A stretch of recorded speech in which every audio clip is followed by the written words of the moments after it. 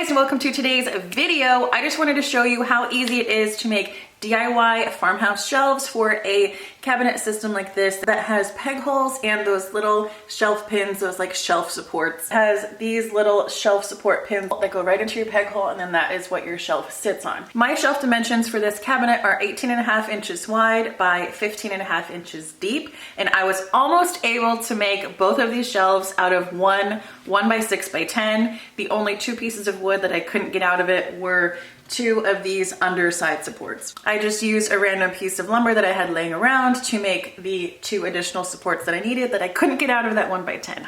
I was so bummed. One thing to keep in mind when you're working with lumber is that the actual size of what you think you're buying, like a 1x4 or a 1x6, is not actually 1 inch by 4 inches or 6 inches, because during the kiln drying process it kind of shrinks, or during the planing process it gets sanded down about 1/4 of an inch. So a 1x6 is typically 3/4 of an inch by 5.5. So keep that in mind when you're doing your layout for your own shelves. I have a ton of wood that I'm trying to use up, so I was able to pull from my wood pile, but you can use honestly whatever scraps you have lying around, or when you're doing your layout stage, if you find that 1x4s are gonna work better for you, then maybe opt for that option. You can always use just plywood as well, but when you're using plywood, make sure you get something that's at least 3/4 of an inch thick, or over time, if you have anything heavy on it, it might sag or bow. If you are using plywood, you might wanna cover them with like a contact paper or wallpaper. It might be really cool, but if you wanna see how I made these shelves, then let's go.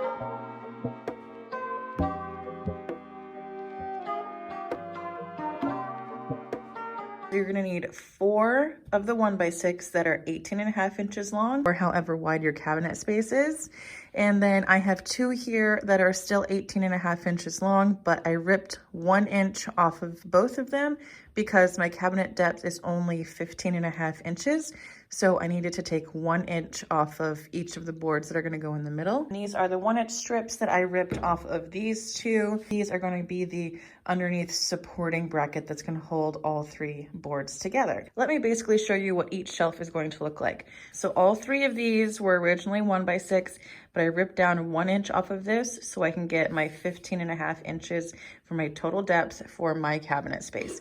Your space, you might be able to get a full 16.5 inches, but I couldn't on mine. This is my 1 inch piece that I ripped down, and there will be 2 brackets like this on each side. These will get glued and nailed down. So now we're looking at the bottom of our shelf. Now I've already gone in and given everything a little bit of a light sand.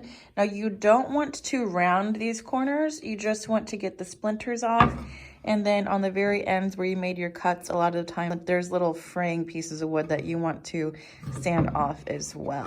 I will be using my trusty early American stain. This is the Varathane brand. I think the Minwax brand is slightly better, but we are trying to use this one up. So I'm gonna go ahead and give all of these, including the under braces, a nice coat of this stain, and then we're gonna put them together.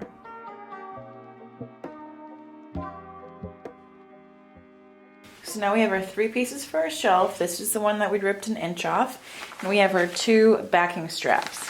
So make sure that these are good side down, face side down on the table, because we're gonna be working along the back. First, I'm gonna go in with my wood glue and put a little bit of glue on each of these sides so they can stick together. Now you don't want too much, because you don't want a lot to squeeze out. And just go in with your finger and thin it out.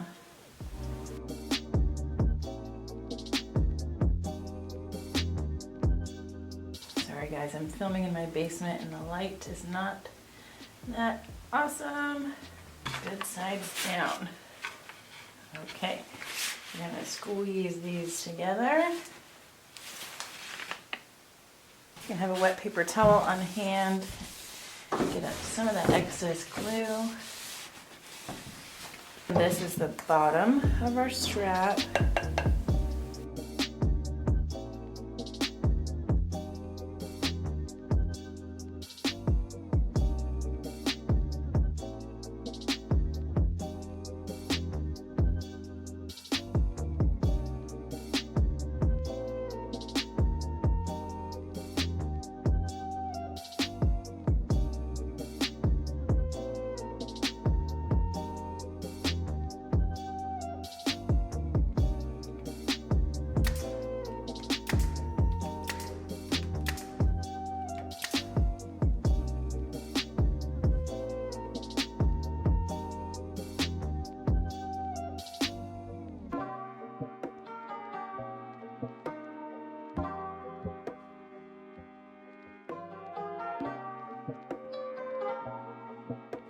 If you like videos on home renovations or DIYs or thrift flips, please consider subscribing and ring that notification bell so you can get notified every time I make a new video.